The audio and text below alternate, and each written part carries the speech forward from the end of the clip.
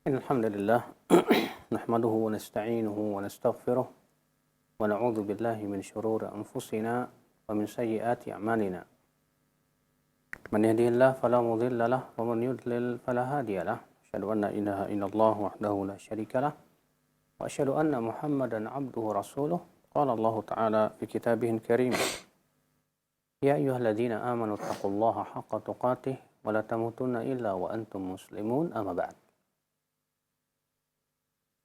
Ikhwatul Islam, kita melanjutkan kajian Sahih Bukhari. Al-Imam Al-Bukhari membawakan bab halawatul iman, bab manisnya iman. Ini artinya bahwa iman itu ya ada rasanya, ia manis.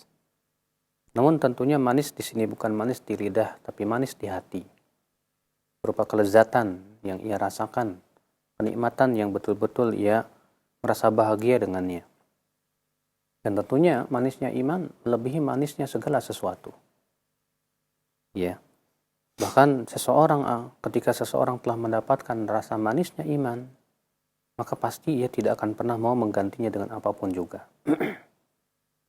Kenapa? Karena itu adalah kebahagiaan yang luar biasa, kegembiraan yang luar biasa, ketentraman yang luar biasa. Yang tentunya manisnya iman ini ia akan diberikan oleh Allah balasan yang lebih sempurna lagi di surga. Ia berupa apa? Kenikmatan yang luar biasa di dalam surga dan melihat wajah Allah Subhanahu wa taala. Berkata Imam Al-Bukhari, haddatsana Muhammad bin Al-Muthanna. Muhammad bin Al-Muthanna, ya, Abu Musa Al-Anazi yang dikenal dengan Az-Zamin.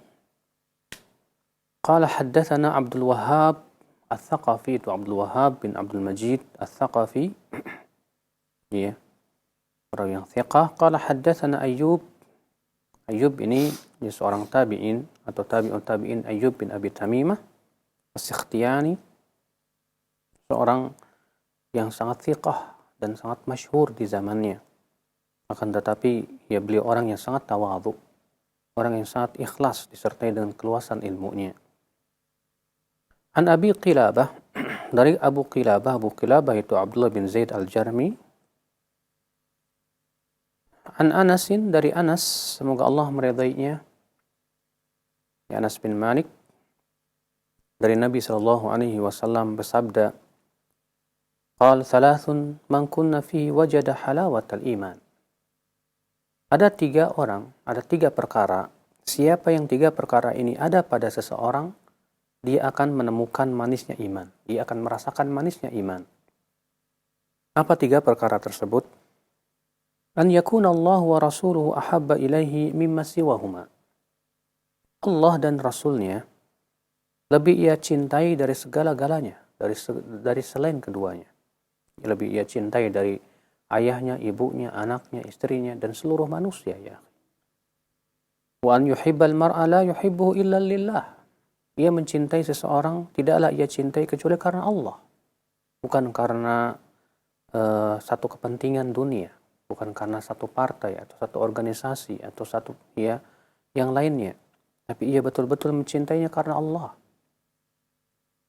Wa an yakraha an ya'uda fil kufri kama yakrahu an yuqdhafa fin nar. Dan ia tidak suka, ia benci untuk kembali kepada kekafiran sebagaimana ia benci untuk dilemparkan ke dalam api. Ikhwatul Islam, azakumullah wa iyyakum. Hadis ini hadis yang agung sekali, ya akhi, azakallah. Yang apabila kita selami dan kita ya mengamalkannya akan menghasilkan sesuatu yang luar biasa dalam diri kita, dalam kehidupan kita. Beliau mengatakan thalathun, ada tiga perkara. Siapa yang tiga perkara ini ada pada diri seseorang, wajada bihinna halawatal iman. Dia akan mendapatkan manisnya iman. Ya. Dan sebagaimana telah kita sebutkan, bahwa yang dimaksud dengan manisnya iman, kata Al-Imam ya Muhyiddin Al-Imam An-Nawawi rahimahullah, kata beliau, hadza haditsun 'azimun aslun min usuluddin. Ini adalah merupakan hadis yang agung. Ia adalah salah satu daripada pokok Islam. Wa makna halawatil iman istilzadut ta'at. Yang dimaksud dengan manisnya iman artinya kita merasakan kelezatan dalam menaati Allah Subhanahu wa taala. Wa tahammulul masyaq fid din. Dan kita ya akan sanggup untuk menerima beban yang sangat berat dalam agama ini. Sehingga terasa ringan. Kenapa? Karena ia merasakan manisnya iman. Wa itharu dzalika ala a'radid dunya. Bahkan ia lebih mementingkan perintah-perintah Allah tersebut, ya. Mementingkan agama daripada mendapatkan keuntungan dunia.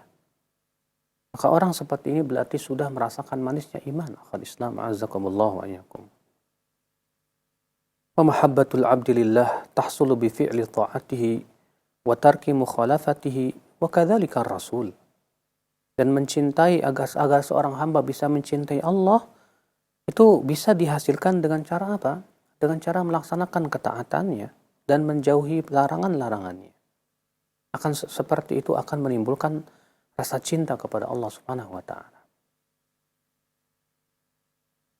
Di sini Rasulullah SAW menyebutkan ya bahwa orang yang ada padanya 3 perkara ini dia akan mendapatkan manisnya iman. Kata Abu Muhammad bin Abi Jamrah, sebagaimana disebutkan oleh Al-Hafidh Ibnu Hajar dalam Fathul Bari, "Innama 'abbara bil halawati li'anna Allah syabbaha al-iman bisyajarah." Di sini Allah mengungkapkan, di sini Rasulullah SAW mengungkapkan manisnya. Iman itu manis karena Allah dalam Al-Qur'an memperumpamakan iman itu bagaikan pohon. Allah berfirman, "Mathalu kalimatin thayyibatin kasyajaratin thayyibatin." Perumpamaan kalimat yang baik adalah seperti pohon yang baik. Kalimat itu adalah kalimat ikhlas. Dan pohon itu adalah pokok iman. Sementara ranting-rantingnya, cabang-cabangnya adalah mengikuti perintah dan menjauhi larangan. Ya. Sementara dedaunannya adalah yang diinginkan oleh seorang mukmin berupa kebaikan. Sedangkan buah-buahannya adalah amalan ketaatan. Dan buah-buahan itu begitu manis, ya terasa. Sehingga ketika telah sempurna buah-buahan tersebut, dia akan matang dan akan terasa lebih manis lagi. Ya. Ikhwata Islam, azakumullah wa iyyakum. Apa 3 perkara ini? Rasulullah SAW bersabda, yang pertama, an yakuna Allah wa rasuluhu ahabba ilahi mimma siwahuma. Yaitu Allah dan Rasulnya lebih ia cintai dari segala-galanya. Lebih ia cintai dari anaknya, daripada istrinya, daripada ya pekerjaannya, daripada teman-temannya, daripada orang tuanya, dan dari seluruh apa yang ada di dunia ini. Dia lebih mencintai Allah dan Rasulnya. Sehingga ketaatan, ketakwaan itu lebih ia cintai daripada ia mendapatkan kehidupan dunia. Bahkan ia lebih bergembira ketika ia bisa menaati Allah dibandingkan ketika ia mendapatkan dunia. Ikhwatal Islam, a'azakumullah wa iyyakum. Bagaimana akhi a'azakumullah agar kita bisa mencintai Allah dan Rasulnya lebih dari segala-galanya? Tentu ini butuh usaha ya akhi. Apa itu usahanya? Yang pertama, kita berusaha untuk mengenal Allah Subhanahu wa taala dan mengenal Rasulullah. Bagaimana nama-namanya dan sifat-sifatnya yang sangat sempurna. Makanya orang yang mempelajari ya nama-nama Allah dan sifat-sifatnya, pasti dia akan ya mencintai Allah. Kata Rasulullah, "Inna lillahi tis'atan wa tis'ina isman man ahsaha dakhalal jannah." Allah memiliki 99 nama.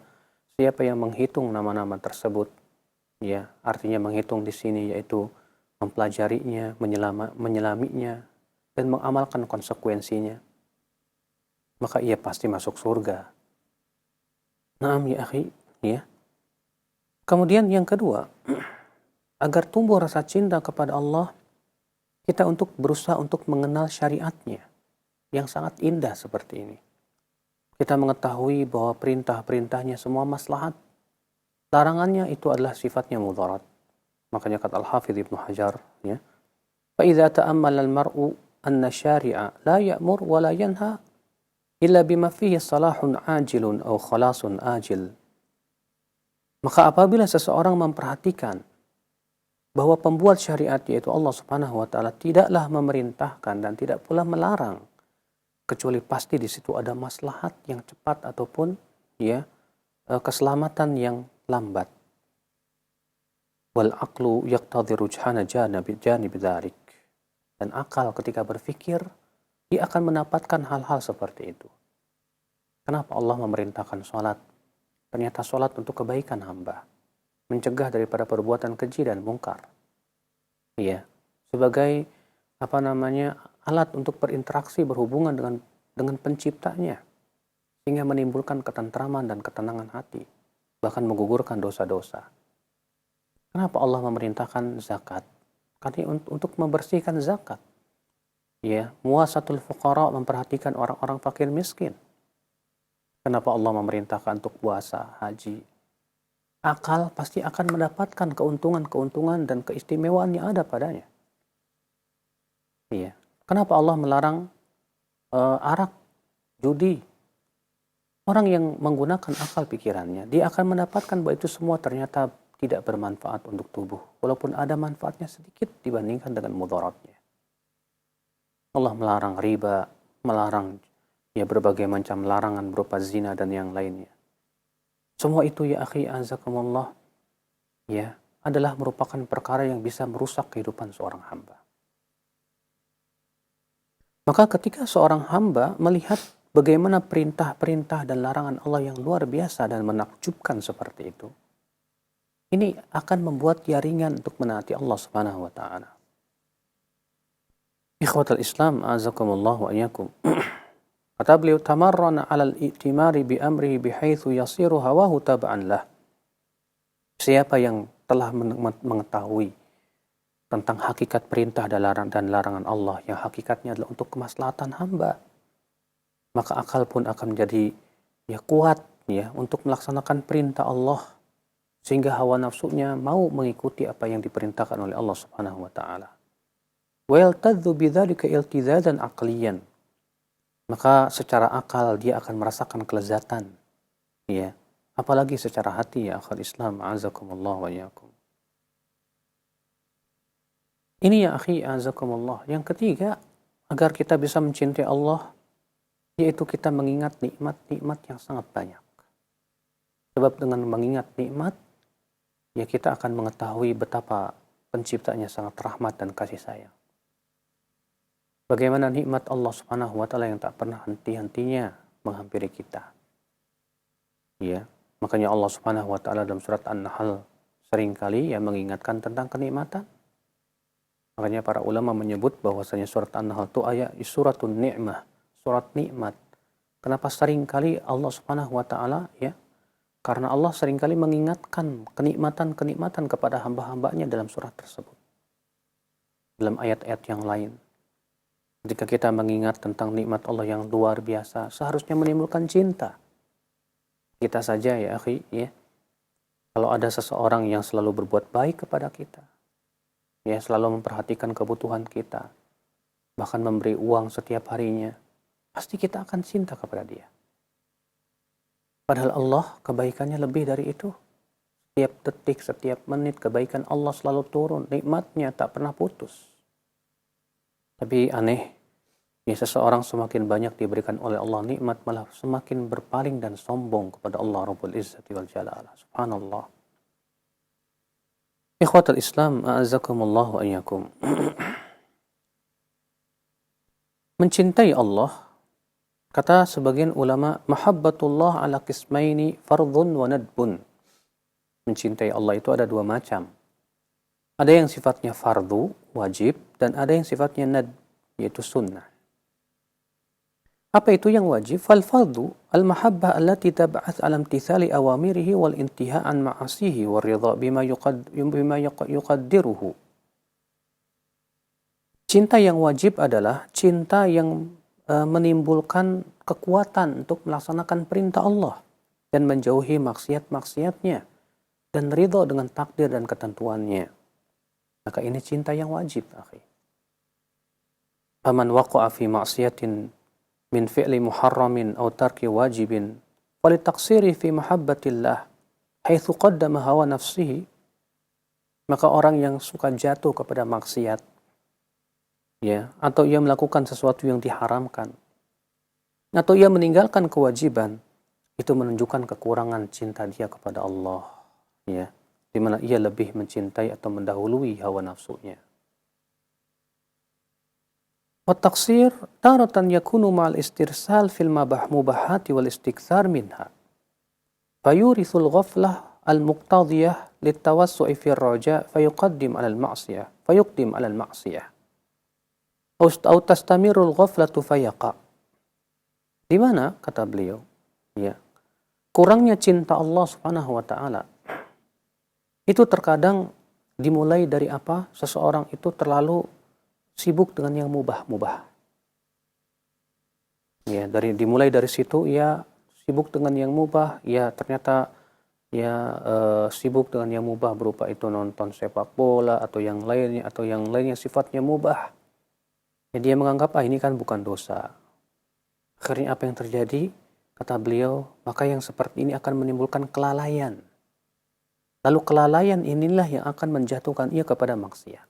Ketika kelalaian itu terus-menerus menimpa seorang hamba, lama-kelamaan ia akan memudahkan yang namanya maksiat.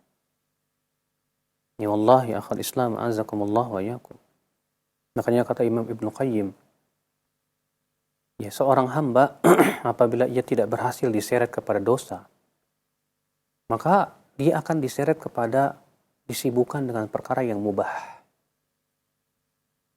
Ketika ia telah asyik dengan yang mubah, ya, maka ia akan lalai hatinya dari mengingat Allah Subhanahu wa taala.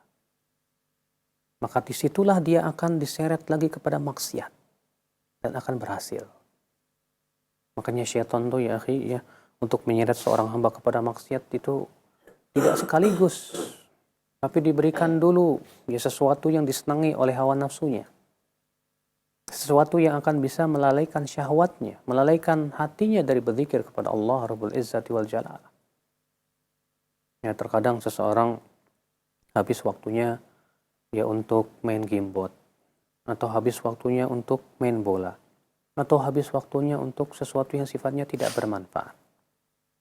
Akhirnya hatinya lalai. Apabila hatinya lalai seperti itu, syaitan akan mudah untuk masuk ke dalam hatinya dan membisikkan pikiran-pikiran yang tidak baik ke dalam hatinya tersebut, ya akhwat Islam.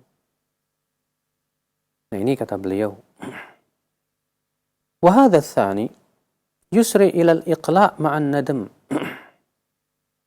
Adapun yaitu orang yang terus-menerus lalai karena sibuk dengan yang mubah, lalu ia jatuh kepada maksiat. Yang seperti ini biasanya, ya, orang seperti itu mudah taubat insyaallah. Biasanya seperti itu, ya. Akan tetapi ya akhwat Islam, seperti ini apabila dibiarkan akan berbahaya. Sebab ia akan mengalami erosi iman. Maka hendaklah ia beristighfar, bertaubat, dan kemudian menggunakan waktu itu untuk hal-hal yang sifatnya manfaat dan pahala di sisi Allah Subhanahu wa taala. Jangan biarkan waktu itu ia terbuang percuma untuk hal yang tidak bermanfaat. Ini adalah cinta yang wajib, kata beliau. Adapun cinta yang sunnah, yang nadab, wa nadbu an yuwadhib 'ala an-nawafil wa yatajannab al-wuqu'a fi syubuhat. Dan cinta yang sunnah adalah itu yang menimbulkan seseorang untuk terus-menerus menjaga perkara-perkara yang sifatnya sunnah. Menjaga sholat sunnah rawatibnya, menjaga sholat tahajud, menjaga ya puasa-puasa sunnahnya. Maka ini adalah cinta yang bersifat sunnah, kata beliau. Ya. Kemudian ia berusaha meninggalkan perkara yang sifatnya syubhat. Karena yang syubhat itu makruh. Ini yang akan dikhawatirkan akan menjatuhkan ia kepada perkara yang haram. Ya. Ikhwatul Islam, a'azakumullah wa iyyakum. Kemudian Al-Hafidh Ibn Hajar berkata lagi, wa kadzalika mahabbatur rasul ala qismain. Demikian pula mencintai Rasul pun ada dua macam, sama dengan yang tadi. Wa yuzad alla yatalaqqa syai'an minal ma'murati wal manhiyat illa min mishkatihi wa la yasluk illa tariqatahu ويرضى بما شرعه حتى لا يجد في نفسه حرجا مما قضاه wa yatakhallaqu bi akhlaqi fil judi wal ithari wal hilmi wat tawadhu'i wa ghairiha. Faman jahada nafsahu ala dzalika wajaba halawatal iman. Kata beliau, ya, mencintai Rasul pun juga bisa diusahakan dengan cara apa? Yaitu kita tidak boleh, ya, menganggap itu sesuatu itu haram atau wajib atau sunnah atau makruh, ya, atau mubah, kecuali semuanya itu berasal dari, ya, cahaya kenabian. Artinya berusaha semuanya dengan dalil. Makanya orang yang, ya, tidak berani untuk mengatakan haram kecuali dengan dalil, tidak berani untuk mengatakan makruh kecuali dengan dalil, ini menunjukkan rasa cinta dia kepada Rasulullah SAW. Ini menunjukkan pengagungan dia terhadap Rasul SAW. Karena ia tahu bahwasanya hak untuk mengharamkan, menghalalkan dan mengharamkan adalah untuk Allah dan Rasulnya saja. Ikhwatul Islam azakumullah. Wala yasluk illa tariqatah. Orang yang mencintai Rasul, ya, tandanya adalah dia berusaha untuk menapaki jejak kaki Rasul sallallahu alaihi wasallam. Di mana Rasulullah SAW apabila memerintahkan ia lakukan, apabila beliau melarang ia tinggalkan. Ya, Rasulullah berhenti maka ia pun berhenti. Ya, subhanallah. Ini menunjukkan bahwa dia memang mencintai Rasul sallallahu alaihi wasallam, ya. Wa yarda bima syara'ah, dia pun ridha dengan apa yang disyariatkan oleh Rasul. Ya. Bahkan ikhwatul Islam azakumullah, ia tidak mendapatkan dalam hatinya rasa berat untuk menerima keputusan Rasul sallallahu alaihi wasallam. Kita tidak, seseorang yang lebih ridho dengan syariat Rasul itu menunjukkan cinta kepada Rasul. Adapun lebih ridho kepada syariatnya kiai atau syariatnya seseorang yang membuat syariat yang tidak diizinkan oleh Allah, maka ya hakikatnya dia belum mencintai Rasul, atau kurang cintanya kepada Rasul sallallahu alaihi wasallam. Wa yatakhallaqu bi akhlaqihi fil jud wal ithar wal hilm wat tawadhu, dan berusaha untuk berakhlak dengan berakhlak Rasul dalam kedermawanannya, ya, di dalam sifat al-hilm. Al-hilm itu artinya sifat menahan emosi, ya, sabar, lembut, tawadhu, ya, menahan lisan untuk tidak menyakiti hati orang lain dan yang lainnya. Maka siapa yang berjihad melawan dirinya untuk bisa melakukan seperti hal-hal seperti itu, ya, mengikuti Rasul, pasti dia akan mendapatkan manisnya iman. Ikhwatul Islam azakumullah. Maka ya akhi azakumullah, sekali lagi, untuk agar Allah dan Rasulnya lebih kita cintai dari segala-galanya, memang butuh kepada mujahadah, berjihad melawan hawa nafsu. Makanya kata Rasulullah SAW, al-mujahidu man jahada nafsahu li ta'atillah. Orang yang berjihad itu hakikatnya adalah yang menjihadi dirinya untuk menaati Allah Subhanahu wa taala.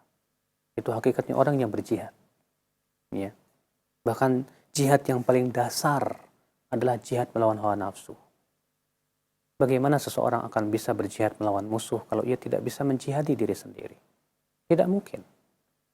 Maka berusaha kita, ya, berjihad melawan hawa nafsu, karena hawa nafsu ini, ya, lebih condong kepada kelalaian. Hawa nafsu kita ini lebih condong kepada syahwat. Hawa nafsu kita ini, akhi, ya, senangnya berleha-leha.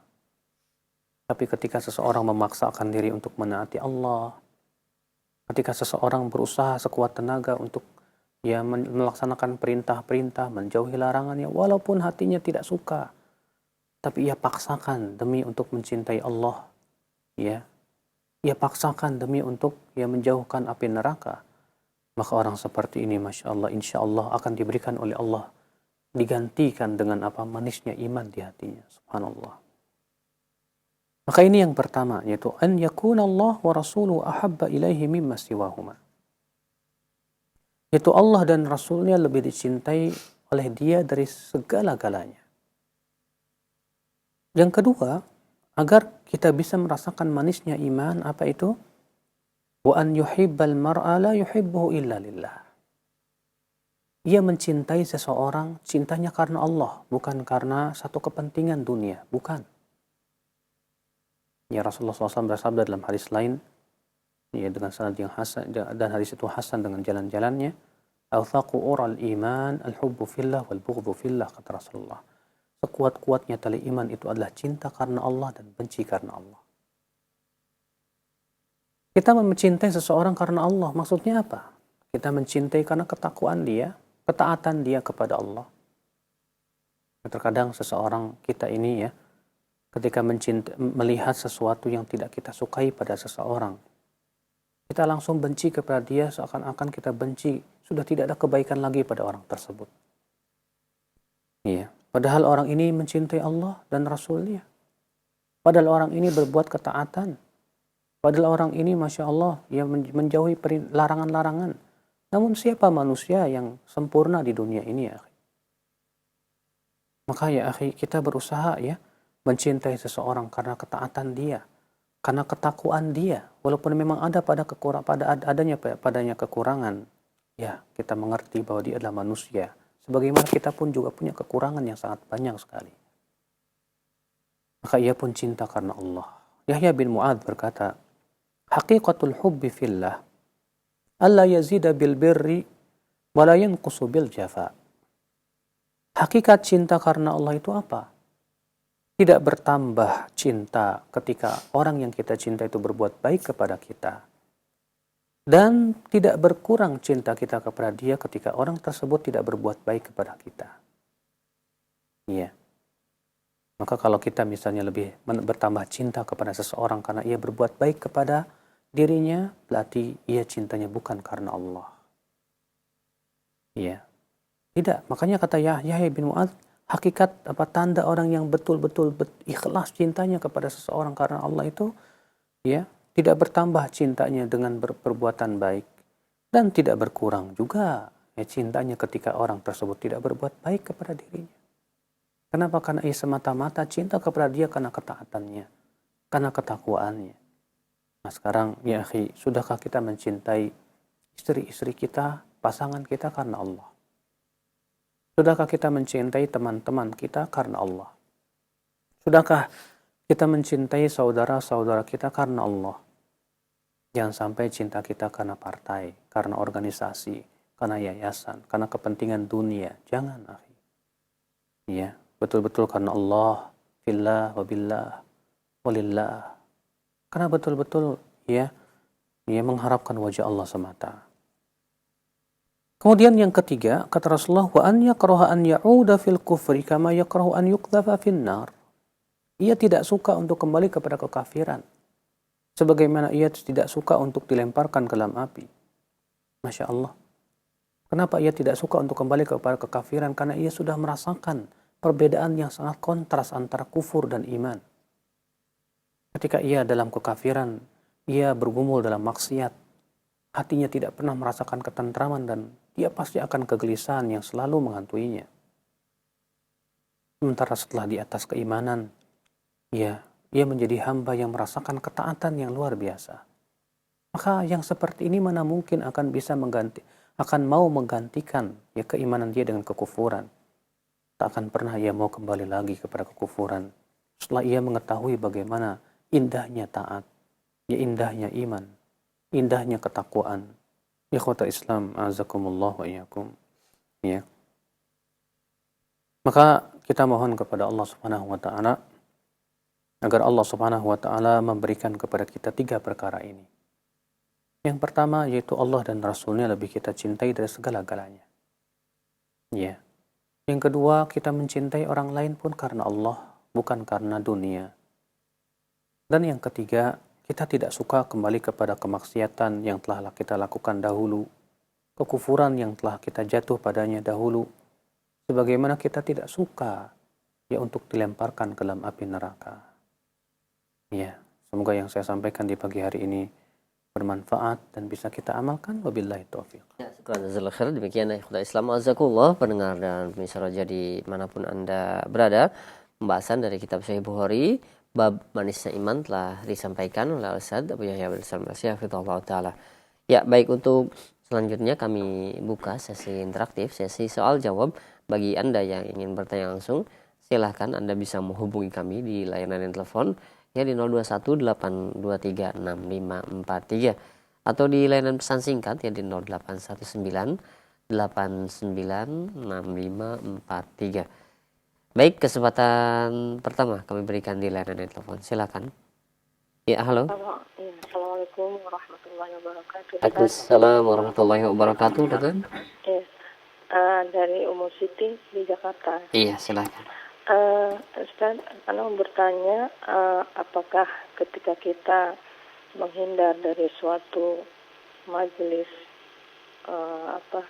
kemudian karena di dalamnya seperti kita ketahui sekarang, apakah itu bukti bahwa kita mencintai mereka karena Allah? Karena saya belum mampu ketika bersama mereka menyampaikan hal-hal yang sebenarnya tidak harus mereka lakukan dalam ibadah. Demikian Ustaz, mohon pencerahannya. Assalamualaikum warahmatullahi wabarakatuh. Waalaikumsalam warahmatullahi wabarakatuh.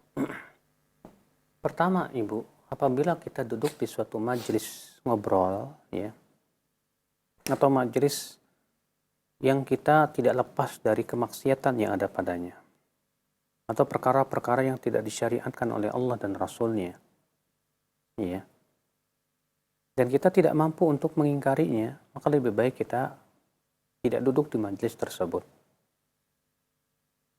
Maka Allah berfirman, wa idza ra'aita alladziina yakhuduna fi ayatina fa'rid 'anhum hatta yakhudhu fi haditsin ghairi.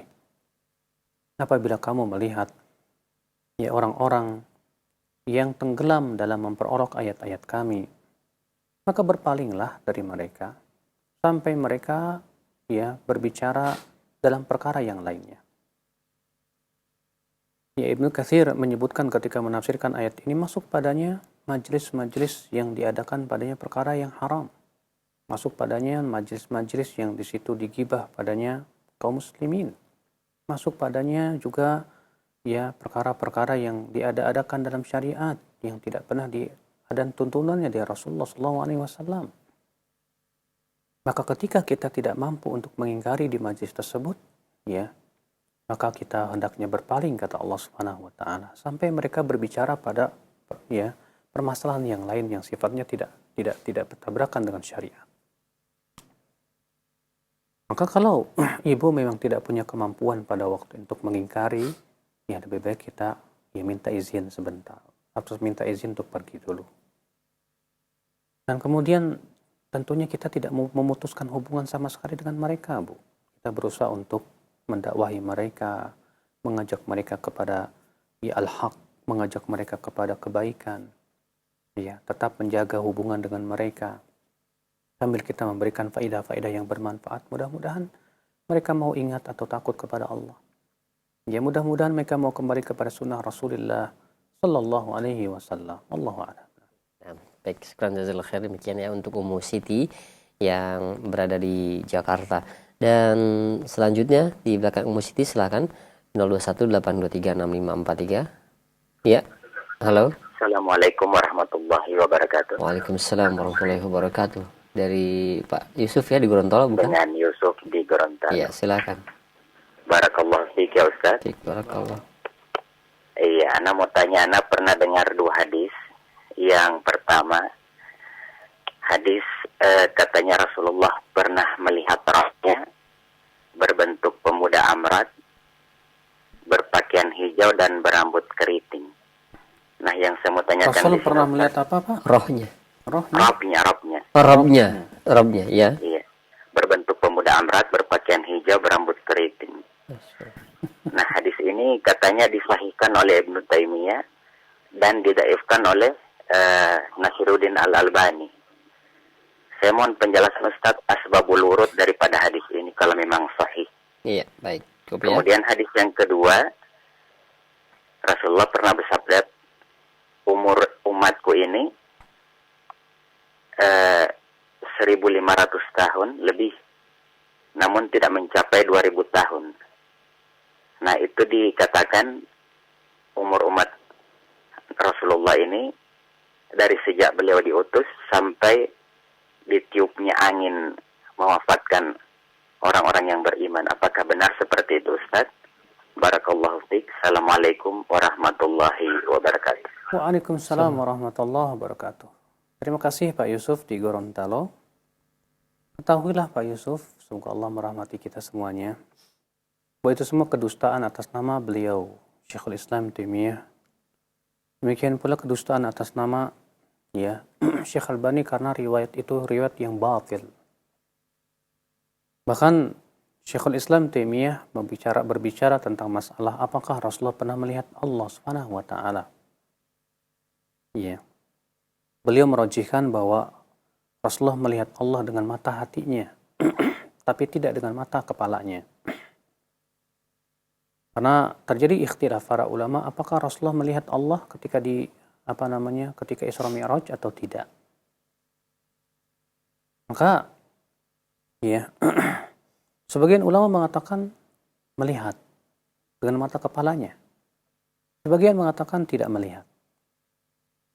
Dan pendapat yang tidak melihat dengan mata kepalanya itu yang kuat. Di mana Rasulullah SAW bersabda, Aisyah radhiyallahu anha berkata, aku bertanya kepada Rasulullah SAW, apakah hal ra'aita rabbak, apakah engkau pernah melihat Allah ketika Isra Mi'raj itu? Maka Rasulullah SAW sabda, nurun anna arah, ada cahaya bagaimana aku bisa melihatnya. Hadis ini sahih dari Muslim dalam sahihnya. Maka ini menunjukkan dengan tegas bahwa Rasulullah belum pernah melihat Allah dengan mata kepalanya. Bahkan tidak ada satupun Nabi yang pernah melihat Allah. Ini dia Nabi Musa yang mengatakan, yang meminta kepada Allah untuk bisa melihat Allah. Allah berfirman, lan tarani. Kamu tidak akan pernah bisa melihatku di dunia. Adapun melihat Allah dengan mata hatinya, dalam mimpinya Ini berdasarkan riwayat Imam Ahmad bin Hanbal, bahwasanya Rasulullah SAW bersabda, ra'aitu Rabbi al-barihata fi ahsani suratin. Tadi malam aku bermimpi melihat Allah Subhanahu wa taala dalam bentuk yang sangat indah sekali. Maka ini adalah penglihatan secara hati, bukan dengan mata kepala. Maka dari itulah beliau mengatakan bahwa Rasulullah SAW tidak melihat Allah dengan mata kepala. Tapi Rasulullah SAW melihat Allah dengan mata hatinya, dalam mimpinya. Allahu a'lam. Ya, sekarang jazakallahu khair. Demikian untuk Pak Yusuf berada di Adapun yang kedua tentang umur umat Islam. Dr. Umar bin Hasan Fallatah dalam kitab beliau Al-Wadh' fil Hadis mengatakan bahwasannya seluruh hadis yang menyebutkan tentang umur umat Islam itu adalah palsu. Yang menyebutkan bahwa umat Islam umurnya sekian, itu semuanya palsu, tidak ada yang sahih. Rasulullah SAW saja ditanya oleh malaikat Jibril, mata sa'ah, kapan hari kiamat terjadi? Kata Rasulullah apa? Al-mas'ulu anha bi'alama minas sa'il. Yang ditanya tidak lebih tahu daripada yang bertanya. Artinya kedua-duanya tidak tahu. Bagaimana hendak kemudian seseorang mengatakan umur dunia sekian, umat Islam umurnya sekian. Subhanallah. Semua itu tidak ada disebutkan dalam hadis yang sahih sekalipun, Bapak. Allahu a'lam. Baik, demikian untuk Pak Yusuf yang berada di Gorontalo. Dua pertanyaan tadi telah terjawab. Dan selanjutnya kami beralih di layanan pesan singkat.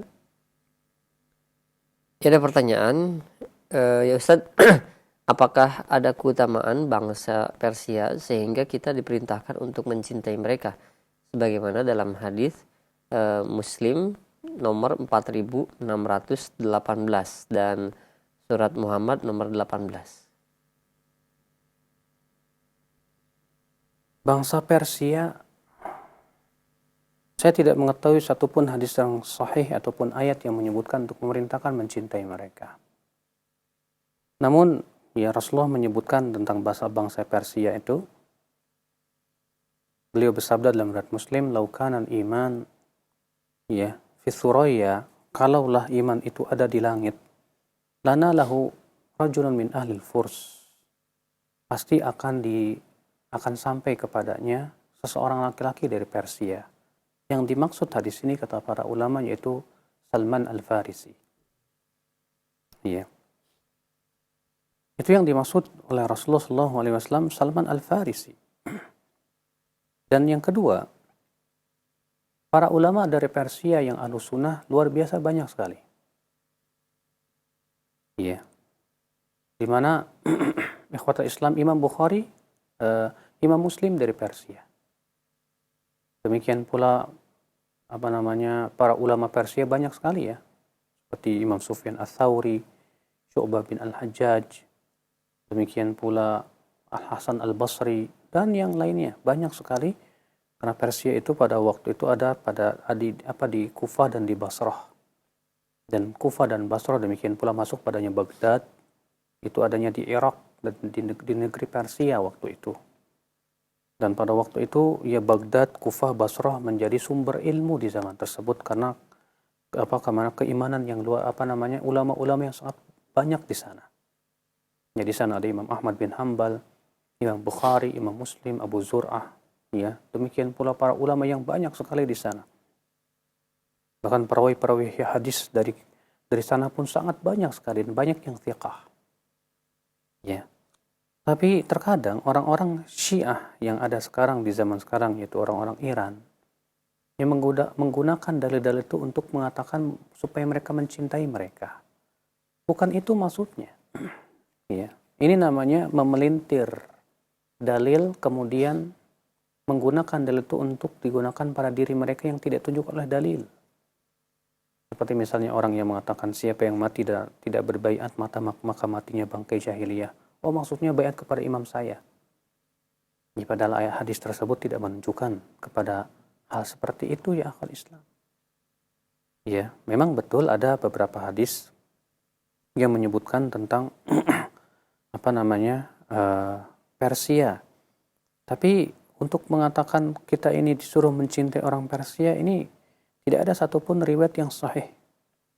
Adapun surat Muhammad yang katanya ayat 18, Allah Ta'ala berfirman, "Fal yanzuruna illa sa'ah an ta'tiyahum baghtah." Dan tidaklah mereka menunggu kecuali hari kiamat yang akan mendatangi mereka secara sekonyong-konyong. Faqad jaa'a asyratuha, sungguh telah datang tanda-tanda hari kiamat tersebut. Fa anna lahum idza ja'atuhum dzikrahum, maka pada waktu itu sudah tidak ada manfaat lagi mereka apabila hari kiamat datang untuk mengingat amalan-amalan mereka. Tidak ada hubungannya sama sekali, lihat. Ya. Mungkin yang bertanya tadi terpengaruh ya orang-orang Syiah. Karena orang-orang Syiah itu pandai berdusta, akhi. Ya, pandai menyebutkan di hadis sekian, nomor sekian, pas dilihat ternyata tidak ada. Di dalam surat sekian, ayat sekian, setelah kita rujuk ternyata tidak ada. Ingat ya, yang suka seperti itu adalah orang-orang Syiah yang pandai berdusta. Jangan mudah untuk kita percaya sebelum kita merujuknya langsung. Betul tidak dalam surat Sahih Muslim di nomor sekian ada. Betul tidak dalam surat ini di ayat sekian ada. Ternyata setelah kita lihat ternyata tidak ada. Hati-hati akhi. Yang ada dalam hadis-hadis Nabi adalah perintah untuk mencintai Muhajirin dan Ansar. Seperti dalam firman Allah dalam surat At-Taubah ayat 100. "Was-sabiquna al-awwaluna minal muhajirin wal ansar walladzina tabauhum radhiyallahu anhum wa radu an." Ya, dan orang-orang yang pertama kali masuk Islam dari kalangan Muhajirin dan Ansar dan orang-orang yang mengikuti mereka dengan kebaikan, Allah ridha kepada mereka, mereka pun ridha kepada Allah Subhanahu wa taala. Ya, Rasulullah SAW juga bersabda, "Ya hubbul ansar minal iman." Ya, mencintai kaum Ansar adalah termasuk keimanan. Sementara orang-orang Syiah benci banget kepada Ansar, bahkan mengkafirkan Ansar. Maka akan bagaimana disebut iman hal-hal seperti itu. Maka ini akhi, ya, berhati-hatilah. Ya, kalau misalnya ada orang bawakan dalil, lebih baik kita rujuk langsung ke bukunya. Langsung kita lihat supaya kita tidak tertipu oleh orang-orang yang berusaha untuk menipu diri kita. Ya, karena keawaman kita atau karena malasnya kita untuk merujuk kepada kitab-kitabnya yang asli. Allahu a'lam. Nah, Baik, sekarang jazakallahu khair atas jawabannya demikian yang bertanya. Dan selanjutnya ada pertanyaan dari Bapak Sam yang berada di Sukabumi. Assalamualaikum ya Ustadz, alhamdulillah ana sudah berusaha bertobat selama ini. Selama 6 bulan ini ana mengikuti nasihat-nasihat dan bimbingan ya para ustadz yang ana lihat di TV Roja ini. Ana sudah kenal dan mengamalkan sunnah, berusaha sebaik mungkin. Sekarang alhamdulillah ana sangat bahagia berjalan di atas sunnah. Ana dahulu banyak melakukan kesesatan, bahkan kesyirikan, seperti minta-minta ke kuburan dan juga sebagai pelopor melakukan hal-hal yang di luar agama. Nasihat-nasihat yang saya jalankan dari nasihat yang disampaikan oleh Ustadz di TV Roja ini sangat mengena. Bagaimanakah caranya Ustadz? Sedangkan dulu Anda sebagai pelopor dari perbuatan sesat tersebut, caranya untuk mengembalikan atau Allah mengampuni dosa-dosa saya, Ustaz. alhamdulillah. Pujilah Allah Subhanahu wa taala yang telah memberikan kepada antum ya hidayah. Kalau bukan karena Allah yang memberikan hidayah kepada antum, kita semua tidak akan pernah mendapatkan hidayah.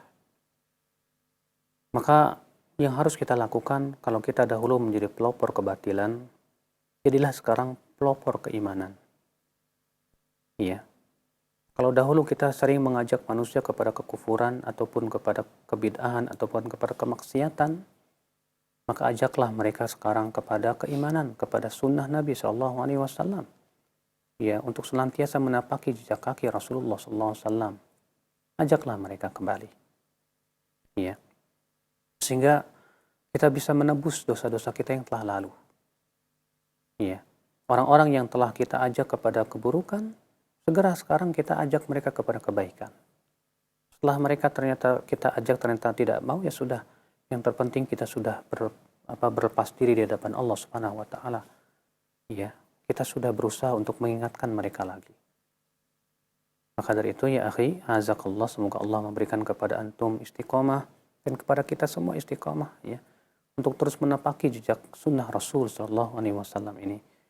Kita berusaha ya, sebagaimana kita dahulu menjadi pelopor keburukan, sekarang kita menjadi pelopor kebaikan.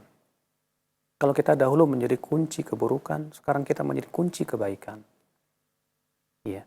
Sehingga pada waktu itu kita di hadapan Allah pada hari kiamat pun ya telah bisa berhujah di hadapan Allah bahwa kita sudah berusaha untuk sekuat tenaga memperbaiki apa yang telah kita rusak dahulu.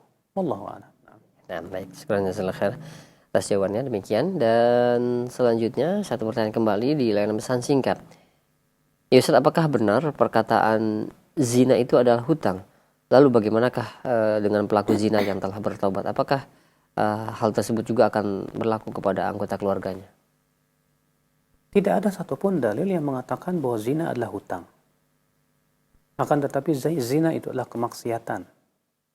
Ya. Maka dari itu akal Islam azakumullah. Hukuman zina dengan hukuman hutang sangat jauh berbeda.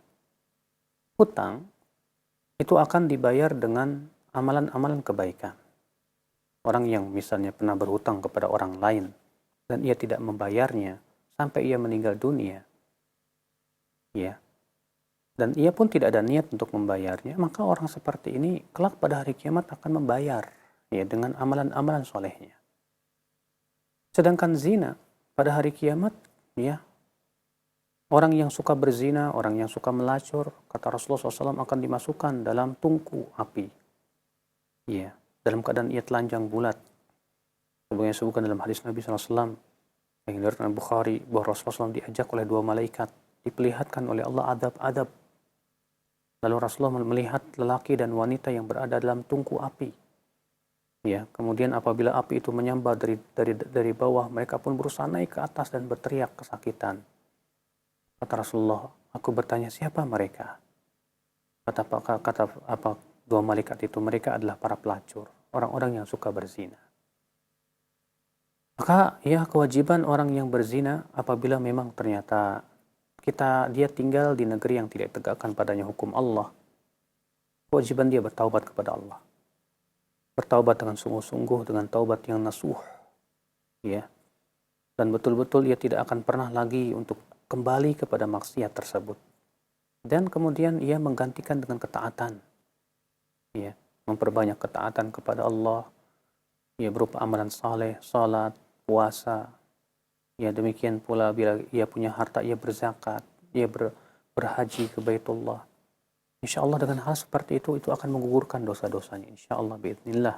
Sebagaimana sabda Rasulullah SAW, وَأَتْبِئِسْ سَيِّئَةَ الْحَسَنَةَ تَمْحُهَا. Ikutilah perbuatan yang buruk dengan perbuatan yang baik. Niscaya perbuatan baik itu akan menggugurkan perbuatan yang buruk. Allahu a'lam. Nah. Ya, khair demikian untuk yang bertanya di layanan pesan singkat. Dan selanjutnya kami beralih kembali di layanan telepon. Silakan. Ya di 021 823 6543. Halo. Halo, Assalamualaikum. Waalaikumsalam warahmatullahi wabarakatuh. Dengan siapa di mana, Pak? Barki di Asyapa Ciganjur nih, Pak. Ya, silakan Pak Barki. Mau tanya dalil atau apa hukumnya itu dalam sholat kita membaca surah, rakaat kedua itu lebih harus nurun gitu, Ustaz. Keduanya dalam rakaat pertama dan kedua itu baca jahar. Yang ketiganya, empatnya kan enggak ini, sir. Karena saya menyaksikan sendiri, ada orang yang membatalkan sholat karena bacaannya itu menaik ke atas itu. Dan keduanya ada yang malah bicara dalam sholat tuh. Apa dalilnya hukumnya itu, Ustaz? Oke, terima kasih. Assalamualaikum warahmatullahi wabarakatuh. Ya, waalaikumsalam warahmatullahi wabarakatuh. Dalam riwayat Abu Daud, ya, bahwasanya Rasulullah SAW, ya, apabila sholat subuh, beliau sholat 60 sampai 100 ayat.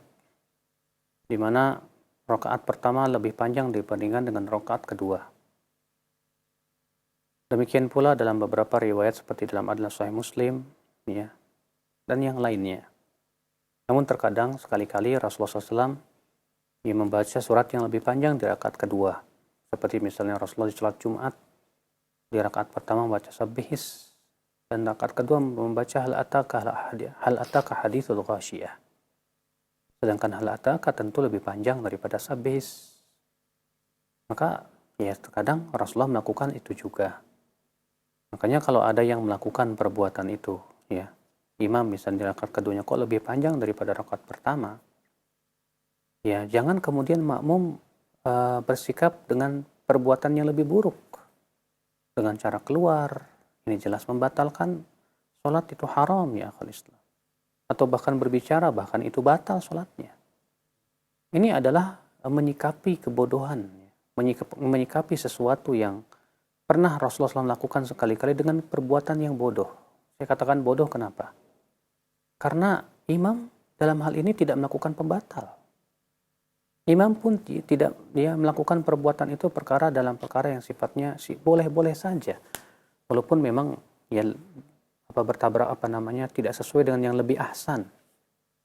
Sesuatu yang sifatnya menyelisih yang lebih afdal tidak mengharuskan kita kemudian menyikapinya dengan yang lebih buruk dari itu, berupa membatalkan atau hanya malah dengan berbicara dan yang lainnya. Subhanallah.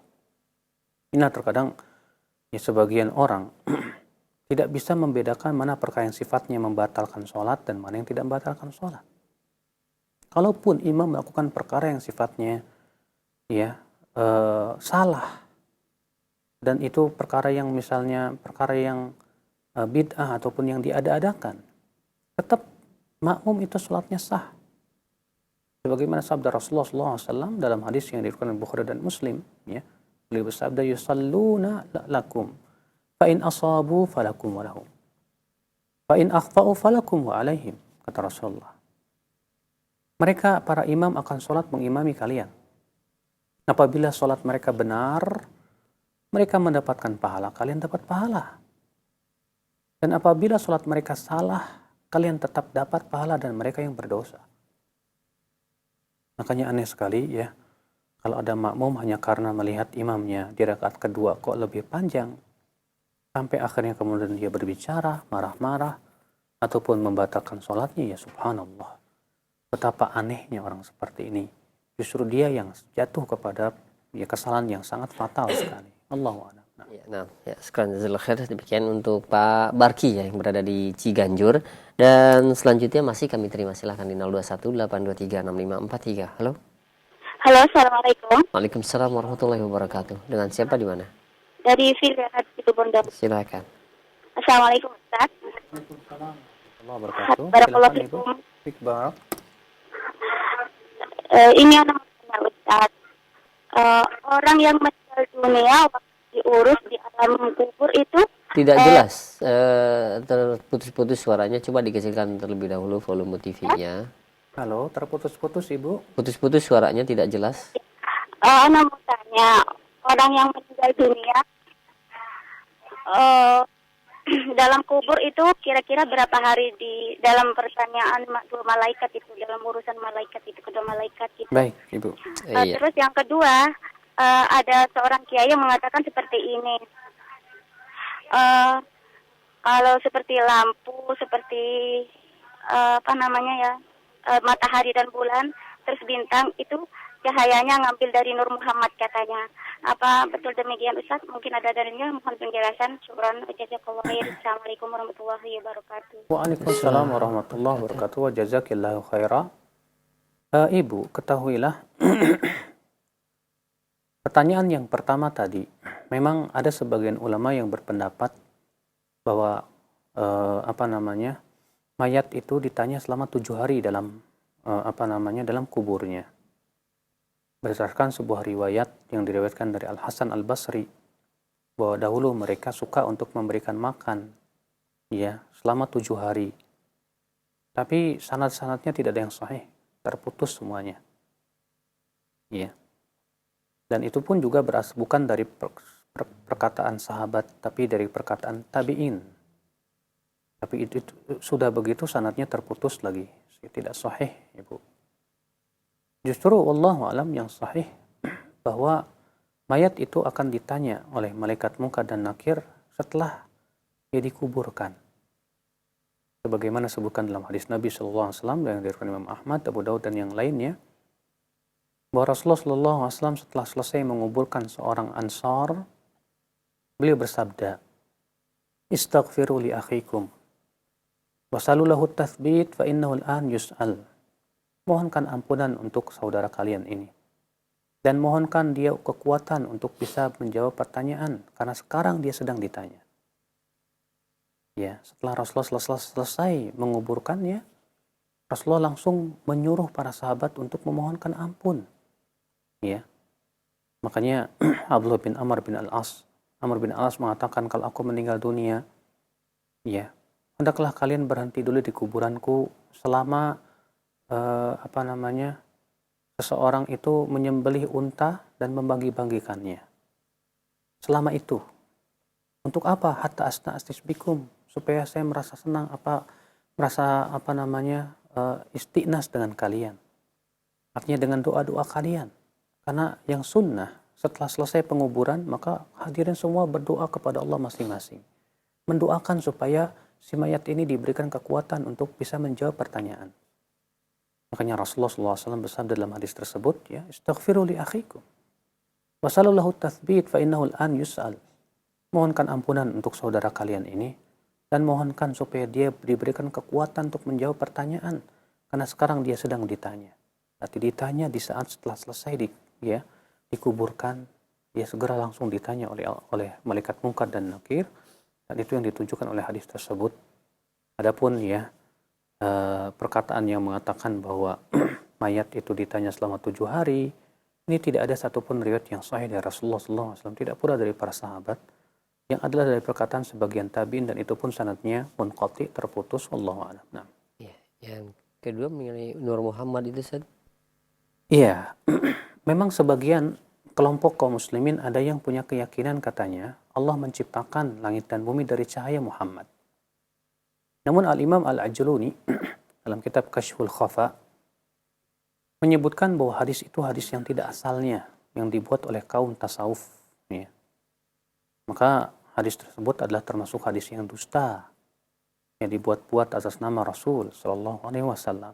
Rasulullah tidak diciptakan dari cahaya. Allah pun tidak menciptakan langit dan bumi dari cahaya Nabi Muhammad SAW. Ya, akan tetapi Allah Subhanahu wa taala menciptakan langit dan bumi semuanya adalah ya dengan kalimat kun. Ya, fayakun, maka ia pun jadilah. Itu yang difirmankan oleh Allah Subhanahu wa taala dalam Al-Qur'an. Dan Allah Subhanahu wa taala menciptakan ya Nabi Adam dengan tangannya sendiri. Ya.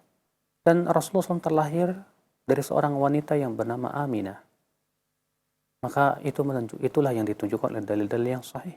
Adapun klaim bahwasanya ya langit dan bumi tercipta dari cahaya Nabi Muhammad, maka itu berdasarkan hadis yang tidak ada asalnya sama sekali.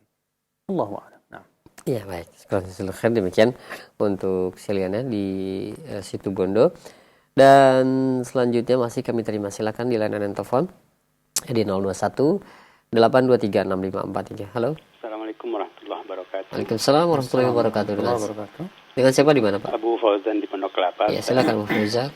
Mohon penjelasan Pak Ustadz, di dalam Sayyidul Istighfar ada kalimat perjanjian makhluk dengan Khaliknya Pak Ustadz. Mohon penjelasan Pak Ustadz tentang doa istighfar tersebut Pak Ustadz. Terima kasih. Assalamualaikum warahmatullahi wabarakatuh. Waalaikumsalam warahmatullahi wabarakatuh. Sayyidul istighfar yang Rasulullah ajarkan kepada kita, Allahumma anta rabbi la ilaha illa anta khalaqtani wa ana 'abduka wa ana 'ala ahdika wa wa'dika mastata'. Ya, Allahumma anta rabbi, ya Allah engkaulah Rabbku. La ilaha illa anta khalaqtani. Tidak ada ilah yang berhak disembah kecuali engkau yang telah menciptakan diriku. Wa ana 'abduka, dan aku adalah hambamu. Wa ana 'ala ahdika wa wa'dika mastata'tu, dan aku di atas perjanjianku dan janjiku sesuai dengan kemampuanku. Apa yang dimaksud dengan perjanjian? Yaitu perjanjian untuk kita menaati Allah Subhanahu wa taala. Karena setiap muslim yang mengucapkan 2 kalimat syahadat, berarti dia sudah diambil janjinya untuk menaati Allah Subhanahu wa taala dan Rasulnya. Ya. Maka perjanjian kita adalah sesuai dengan kemampuan kita dalam masalah perintah. Sebagaimana sabda Rasul, sebagaimana Allah Ta'ala berfirman, fattaqullaha mastata'tum, bertakwalah kalian kepada Allah semampu kamu. Ya. Maka kata Rasulullah SAW, ya, wa ma amartukum bihi fa'tu minhu mastata'tum, dan apa yang aku perintahkan kepada kalian, maka lakukanlah semampu kalian.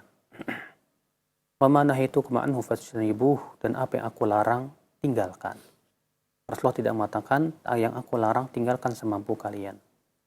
Kenapa? Karena meninggalkan semua orang mampu, sedangkan melakukan tidak semua orang mampu.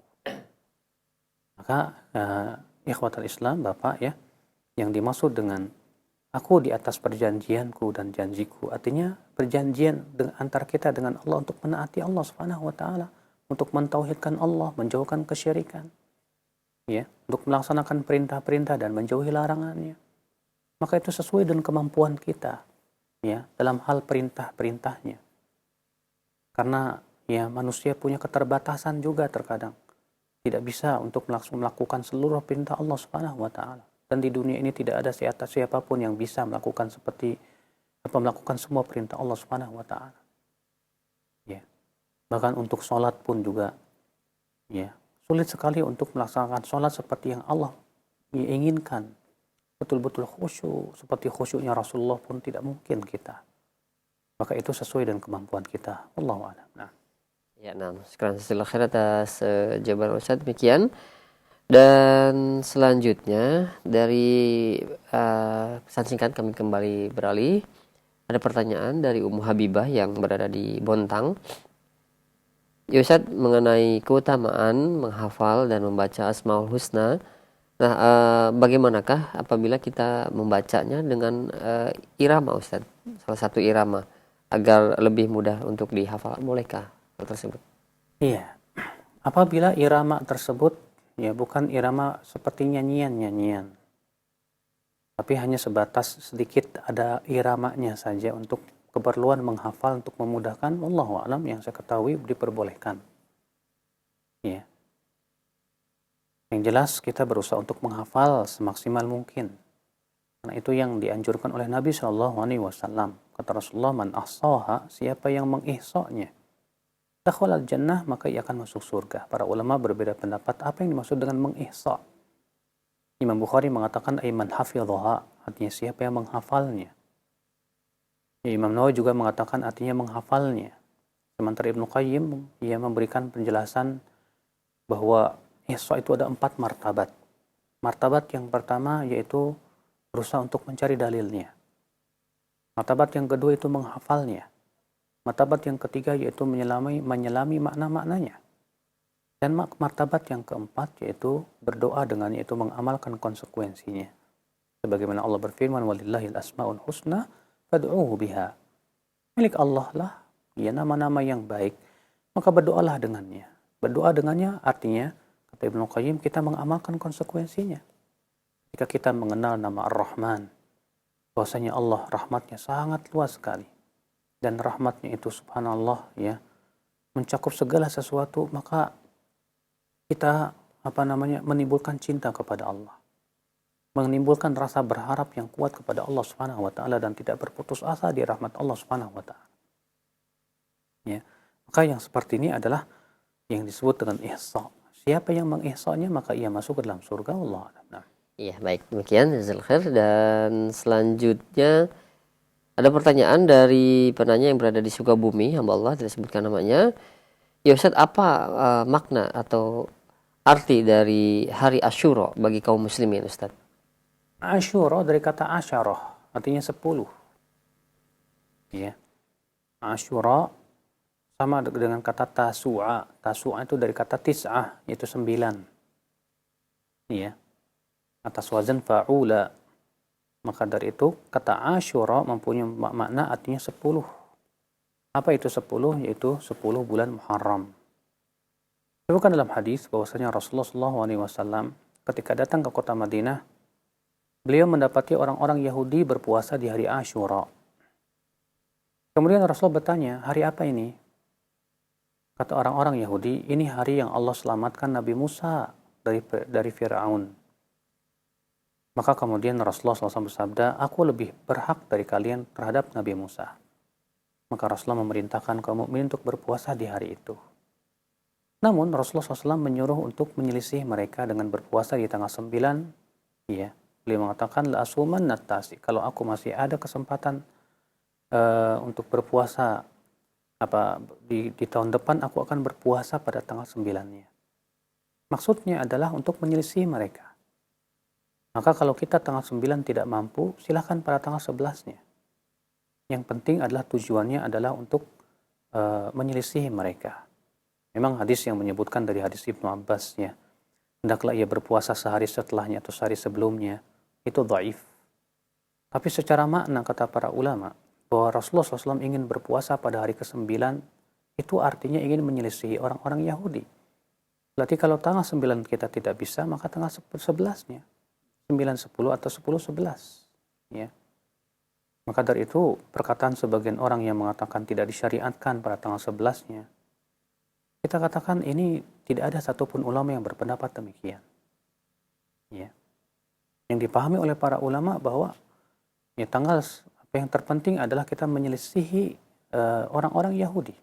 Maka Ibnu Hajar menyebutkan bahwa puasa Muharram itu ada 3 tingkatan. Tingkatan pertama berpuasa pada tanggal 10 saja.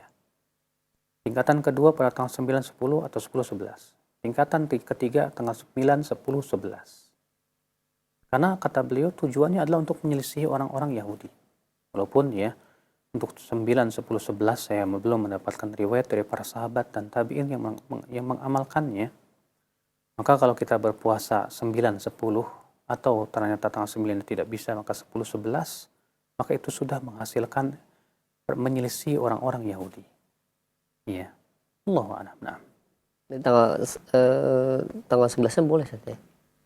Iya. Kalau memang ternyata seperti di bulan ini kalau tidak salah jatuh hari Jumat ya. Allahu a'lam. Kalau memang ternyata qadar Allah ya jatuhnya di hari Jumat puasa Asyura itu.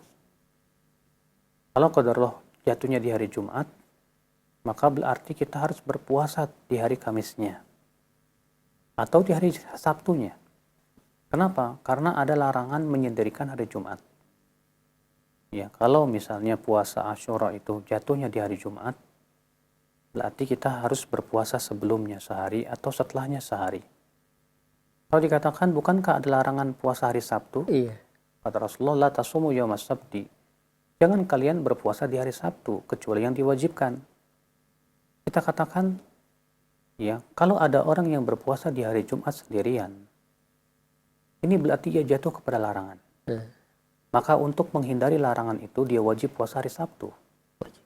Sehingga pada haknya puasa hari Sabtu itu wajib. Kenapa? Supaya ia menghindari yang dilarang oleh Allah, yaitu berpuasa di hari Jumat secara sendirian. Allahu a'lam. Jadi tidak bertabrakan. Nah. Ya, baik. Ya, jazakallahu khairan atas jawabannya. Demikian untuk yang bertanya, Ustaz. Satu kembali di layanan pesan singkat, Ustaz. Ada pertanyaan. Ya, Ustaz, pada saat ini marak adanya lelang jabatan, terutama di instansi pemerintahan. Nah, bagaimanakah pendapat Ustaz akan hal ini? Bolehkah kita untuk ikut lelang jabatan tersebut? Karena khawatir kebanyakan juga jika tidak diambil, itu akan diambil oleh orang-orang non-muslim. Nah, bagaimana Ustaz? Sedangkan jabatan itu merupakan kezaliman di hari kiamat, kegelapan di hari kiamat. Betul sekali. Jabatan itu kelak akan menjadi nadamah, penyesalan pada hari kiamat. Ya, kata Rasulullah, ya Aba Dzar, innaha amanah wa inna khizyun wa nadamah yaumal qiyamah. Wahai Abu Dzar, ia adalah amanah dan ia adalah menjadi kehinaan dan penyesalan kelak pada hari kiamat. Kecuali tentunya orang yang betul-betul amanah dan melaksanakan jabatan tersebut dengan penuh amanah, penuh betul-betul tanggung jawab, maka yang seperti ini insya Allah ia akan menjadi kebahagiaan buat dia. Makanya ya kata Rasulullah, di antara orang yang diberikan oleh Allah naungan pada hari kiamat, di mana tidak ada naungan kecuali naungan Allah, yang pertama adalah imam yang adil, pemimpin yang adil. Iya. Sekarang ketika ada ditawarkan jabatan kepada kita dan kita tidak minta tapi ditawarkan, dan kita melihat tampaknya kalau kita tidak masuk maka akan dikuasai oleh orang-orang yang tidak suka kepada Allah dan Rasulnya, atau tidak suka kepada sunnah Rasul, maka lebih baik kita ambil, ya, dan kita berusaha bertekad untuk bisa melaksanakannya sekuat-kuatnya. Bila kita memandang bahwa kita mampu untuk memangku jabatan tersebut, tapi kalau kita memandang kita lemah, lebih baik kita tidak. Tapi kalau kita yakin bahwa kita bisa melakukannya, ya penuh amanah dan tanggung jawab di hadapan Allah Subhanahu wa taala, kita juga ya insya Allah berusaha untuk sekuat tenaga, ya, maka ambillah, daripada kemudian diambil oleh orang-orang yang ya kemudian tidak menyukai Allah dan Rasulnya dan tidak mau membela agama Allah Subhanahu wa taala. Allahu a'lam. Nah. Ya, baik. Jazakallahu khairan. Demikian untuk yang bertanya di layanan pesan singkat, dan selanjutnya kami beralih kembali di layanan telepon. Silakan di 021 823 6543. Halo. Halo, assalamualaikum. Waalaikumsalam warahmatullahi wabarakatuh. Dengan siapa, di mana? Ini dari Payakumbuh, Sumatera Barat, Ustaz. Iya, silakan, Pak. Bapak. Nah, saya ingin bertanya, bagaimanakah hukumnya seorang laki-laki bersalaman dengan wanita yang bukan muhrimnya, atau bagaimanakah adabnya begitu, Ustaz? Baik, Bapak. Itu saja, Pak, ya. Kemudian yang kedua, Pak. Iya, silakan, Pak. Ada seorang laki yang sudah cukup umur dan pengen menikah, Pak. Tapi secara nafkah lahir atau secara pekerjaan belum begitu tetap, tapi dia sudah pengen menikah, Pak. Nah, bagaimanakah hukumnya? Apakah orang tuanya berhak melarangnya karena belum ada pekerjaan, atau pernikahan tersebut bisa dilanjutkan tanpa baik. Pekerjaan dalam begitu tetap, Ustaz? Cukup. Iya, cukup, Pak, ya. Iya, Terima kasih. Assalamualaikum warahmatullahi wabarakatuh. Assalamualaikum warahmatullahi wabarakatuh. Memegang wanita yang bukan mahram dilarang oleh Rasulullah SAW. Beliau bersabda, la an yut'ana ra'su ahadikum bihadidatin, ya, lebih baik kepala seseorang ditikam dengan besi daripada ia memegang wanita yang bukan mahramnya. Sebagian orang ada yang berusaha mencari alasan untuk membolehkan memegang atau bersalaman dengan wanita yang bukan mahram dengan adanya riwayat-riwayat yang seakan-akan Rasulullah SAW memegang wanita. Padahal riwayat itu tidak sharih dan tidak tegas. Ya. Sementara hadis yang melarangnya itu tegas dan sharih. Ya, dan sahih hadisnya. Maka tentunya ya sesuatu yang sifatnya mutasyabihat harus dikembalikan kepada sifatnya muhkamat. Bukan yang muhkam dikembalikan kepada mutasyabih. Karena itu kebiasaan ahlul bid'ah biasanya kata para ulama, ya, para pengikut hawa nafsu. Tapi yang benar adalah membawa hadis-hadis mutasyabihat kepada hadis-hadis yang jelas dan terang. Sementara hadis-hadis yang melarang memegang wanita yang bukan mahram jelas terang. Bahkan diancam oleh Nabi SAW. Ya. Maka itu yang yang dilakukan oleh Nabi SAW. Rasulullah tidak pernah, kata Aisyah, menyentuh seorang wanita juga. Maka bersalaman dengan wanita, ya, itu tidak diperkenankan apabila kita langsung menyentuh kulitnya. Ya, mungkin kita hanya sebatas menganggukkan kepala atau memberikan sedikit senyum dan menganggukkan kepala. Kalau misalnya dikhawatirkan, ya, kalau kita tidak bersalaman menyebabkan nanti orang akan membicarakan kita, ya sudah, nggak masalah. Ya, orang membicarakan kita. Yang penting kita jangan sampai dimurkai oleh Allah Subhanahu wa taala. Maka ya kita tidak bersalaman. Kita hanya sebatas berisyarat saja, ya, dengan menganggukkan kepala ataupun yang lainnya. Ya, sehingga pada waktu itu kita terhindar dari yang dilarang oleh Rasulullah SAW. Dan sambil juga kita jelaskan tentang larangan tersebut kepada mereka. Adapun yang kedua, Bapak, yaitu seorang tua. Orang tua yang bijak adalah orang tua yang berusaha untuk menyelamatkan anaknya dari fitnah. Ketika anak kita sangat ingin menikah dan khawatir akan jatuh kepada zina, sementara ia belum punya pekerjaan, maka berusahalah si orang tua mencarikan pekerjaan buat anak. Dan yang harus kita pahami, Pak, banyak di antara kita memahami pekerjaan itu pekerjaan tetap. Ya, belum bekerja di instansi, belum bekerja di perusahaan. Bukan itu. Yang terpenting adalah si anak bisa bekerja. Bekerja itu banyak, nggak harus di instansi, nggak harus di perusahaan. Yang penting dia bisa memberikan nafkah kepada anak dan istrinya berupa berdagang, ya. Maka yang seperti itu adalah perkara yang dihalalkan oleh syariat. Ya, anak bapak tidak punya pekerjaan tetap, asal dia tetap mau bekerja. Ya, bapak berikan modal ke anak tersebut, dah kamu dagang sana. Ya, orang tua yang bijak harusnya seperti itu. Ya, kamu dagang, bapak orang tuanya kemudian dikasih modal, mengasihkan modalnya ke anak. Ya, kemudian si anak pun kemudian ya berniaga, walaupun hanya sekecil-kecilan, dilatih dia untuk mencari nafkah, bertanggung jawab terhadap untuk anak dan istrinya. Maka orang tua yang bijak adalah bagaimana si anak ini terselamat dari fitnah. Dan fitnah di zaman ini sangat luar biasa, Pak. Maka menjaga agama anak itu lebih kita dahulukan. Iya. Ya, terkadang orang tua kita, ya, orang-orang tua di zaman sekarang terlalu matre. Ya, kamu ini belum punya pekerjaan, bagaimana kamu akan menikah?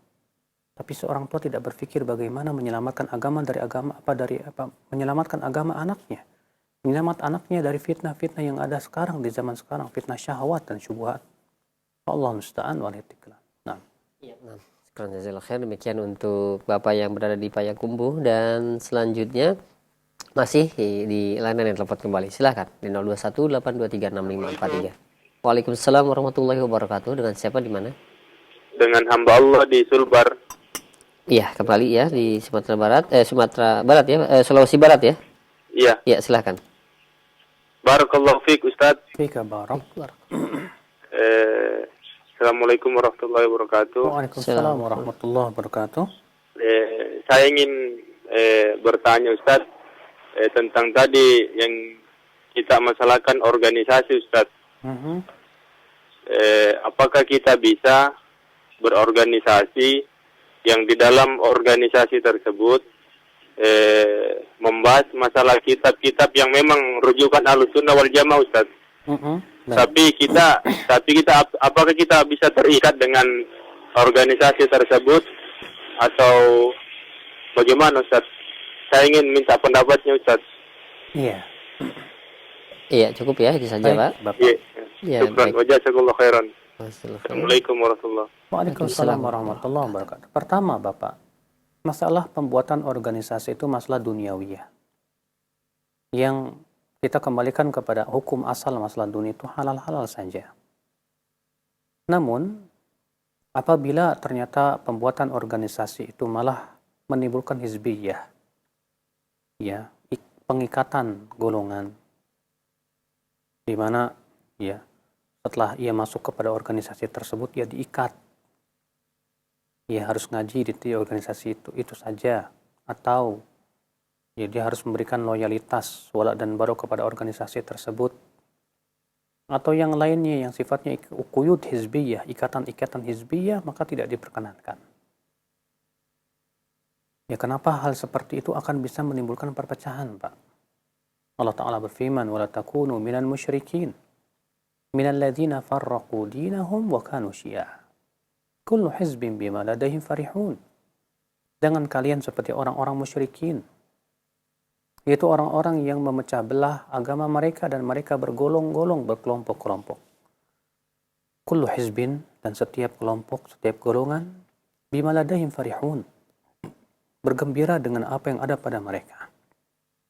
Ketika setiap kelompok, golongan berbangga dengan apa yang ada pada mereka, maka ini adalah quyud hizbiyah, ini menjadi sebuah hizbiyah.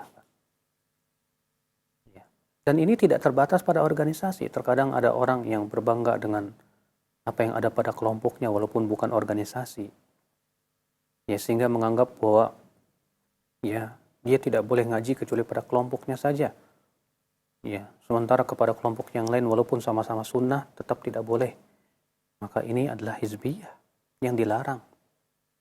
Kadang hizbiyah itu kepada seorang ustadz. Pokoknya apa yang dia ucapkan oleh ustadz itulah sebagai sebuah kebenaran yang harus diterima. Seakan-akan fatwanya itu bagaikan kebenaran yang tidak boleh ditolak. Ini bisa hizbiyah. Ya, kecuali memang fatwanya di atas kebenaran hak, didukung oleh ijma' para ulama. Maka yang seperti ini, Pak, adalah perkara yang dilarang oleh Allah Subhanahu wa Ta'ala. Fanatik kita hanya kepada Allah dan Rasulnya. Kita, ya, kalau misalnya membuat yayasan, karena yayasan pun juga salah satu bentuk daripada pengorganisasian. Asal kita tidak, loyalitas kita kepada yayasan tersebut, ya, kita memberikan loyalitas kepada semua kaum mukminin yang mencintai Allah dan Rasulnya, beriman kepada Allah dan Rasulnya. Kita pun juga loyalitas kepada kebenaran dan sunnah Nabi SAW. Adapun kemudian ia jadikan hanya sebatas wasilah saja, ya, di zaman sekarang terkadang kalau tidak membentuk yayasan sulit, ya. Maka dengan adanya payung, ada kemudahan-kemudahan untuk mengembangkan dakwah, silakan. Ini hanya sebatas wasilah, asal jangan dijadikan sebagai tujuan. Ya, yang salah adalah ketika wasilah dijadikan tujuan. Tentu ini sebuah kesalahan yang besar. Ingat, organisasi itu hanya wasilah saja. Adapun kemudian organisasi dijadikan sebagai tujuan, ya, di mana wala dan barok kita kepada organisasi, demikian pula cinta dan benci kita karena organisasi, ya, adanya ikatan hizbiyah di sana, maka ini perkara yang terlarang dalam syariat Islam. Itu akan menyebabkan kaum muslimin semakin terkotak-kotak, tercerai-berai. Wallahu a'lam. Jazakallahu atas jawaban Ustaz. Demikian untuk Bapak yang berada di Sulawesi Barat. Dan selanjutnya satu penelpon terakhir, silakan di 021 823 6543. Halo. Ya, mau tanya Pak Ustaz. Iya. Iya, dengan siapa di mana? Ya, dengan Agus di Bantul, Jogja. Iya, silakan Pak Agus. Ya, tentang keutamaan surat atau bahaya 128 dan 129. Katanya kan kalau dibaca pagi hari, maka tidak akan mati sampai malam hari. Kalau dibaca malam hari, tidak akan mati sampai pagi hari. Kalau ternyata hari itu 128 ya. Surat atau bahaya 128 dan 129. Oh iya. Dan kalau ternyata hari itu mati itu karena lupa tidak membacanya, itu ada dalilnya enggak ya? Ya, terima kasih. Assalamualaikum. Assalamualaikum warahmatullahi wabarakatuh. Saya belum mendapatkan dalilnya, Pak, ya. bahwa orang yang membaca surat At-Taubah ini akan mati dalam keadaan baik dan yang lainnya. Yang ada yang saya temukan hadis-hadisnya adalah yaitu membaca Sayyidul Istighfar. Di mana siapa yang meninggal dia membaca Sayyidul Istighfar di waktu pagi harinya, lalu ia meninggal di hari itu, dia insyaallah dalam keadaan mati dalam keadaan baik insyaallah. Demikian pula doa sebelum tidur. Ya. Di mana Nabi sallallahu alaihi wasallam mengajarkan sebuah doa yang kita ucapkan di akhir ucapan kita, yaitu Allahumma laka aslam, Allahumma inni aslamtu nafsi ilaik wa wajjahtu wajhi ilaik wa fawwadtu amri ilaik wa alja'tu dhahri ilaik raghbatan wa rahbatan ilaik. Sampai akhirnya kata Rasulullah, siapa yang mati dan di malam harinya ia meninggal dunia, maka ia mati di atas fitrah. Demikian pula bacaan la ilaha illallah wahdahu la ilaha illallah la ilaha illallah wahdahu la syarikalah lahul mulku wa lahul hamdu wa ala kulli syai'in qadir. Kemudian subhanallah, saya lupa disebutkan bahwa orang yang membacanya di hari itu lalu meninggal di hari itu akan mendapat kebaikan. Tapi saya lupa qadarullah ya. Maka ini yang disebutkan dalam riwayat yang sahih. Adapun untuk surat Taubah saya tidak tahu ya tentang riwayatnya. Nah.